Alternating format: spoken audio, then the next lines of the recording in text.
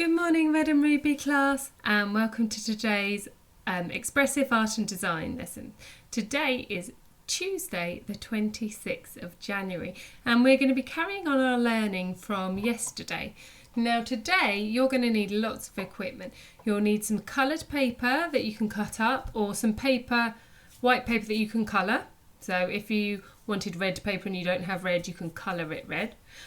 The patterns and the tracings that you did yesterday, and you'll need a pencil, and you might need scissors and glue if you've got them. Not to worry if you don't. Okay, I wonder, can anyone remember the name of the artist that we were learning about yesterday? Well done. If you remembered, his name is Henri Matisse. Fantastic.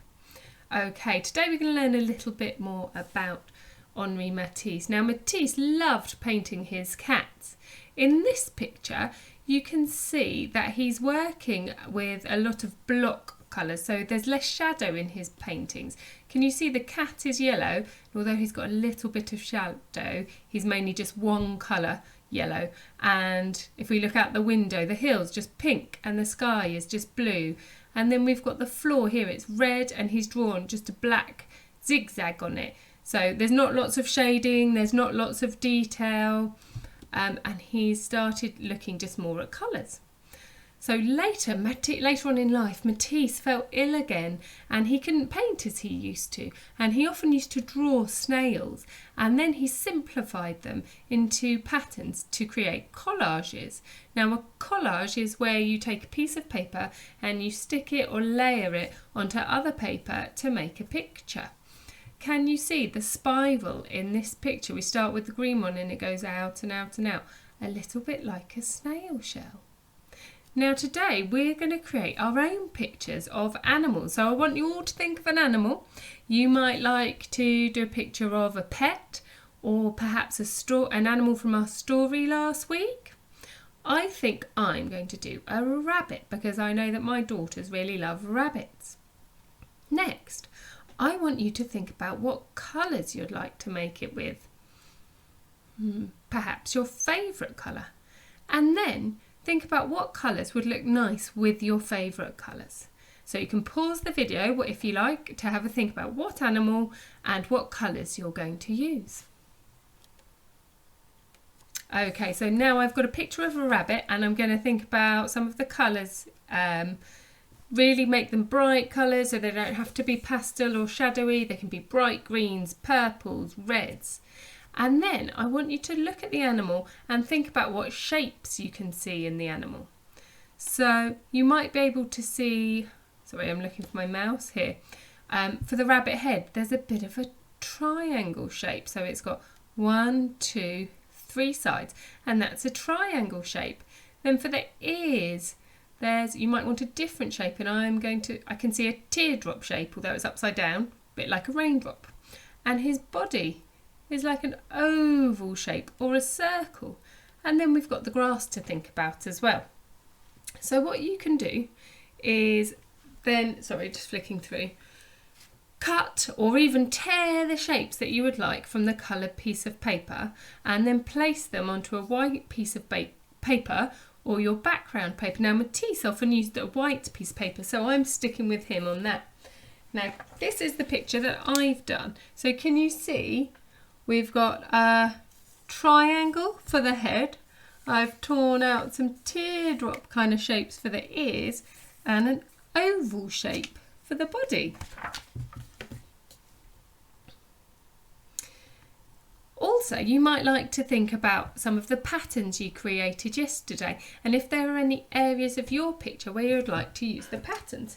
So one of the rubbings I did yesterday was like this brickwork, and I've used it all the way around that outside to create a frame. Now I quite like the orange that Matisse used, so I used orange again for my frame.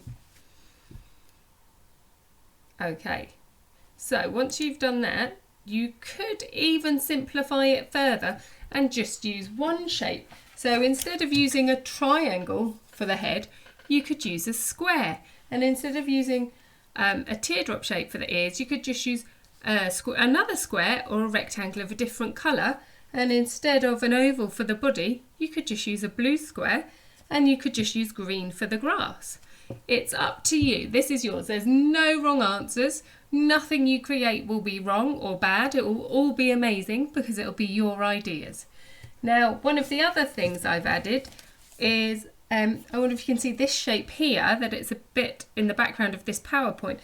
Some of the shapes that Matisse used to like to cut out as well and work with. So I've added them to my picture, and I thought they looked a bit like the grass that the bunny might be eating.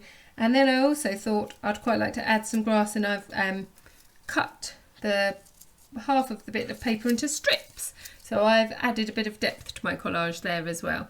But it's up to you how you do your picture. And if you don't have any glue or scissors, then you can just rip the pieces of paper and place them on a white background or in a frame, and hopefully someone might be able to take a picture of your work for you before you have to move it if you don't have any glue. Now, what I want you to think about are, you've got your animal in your head, and I would like you to think about the colours that you use.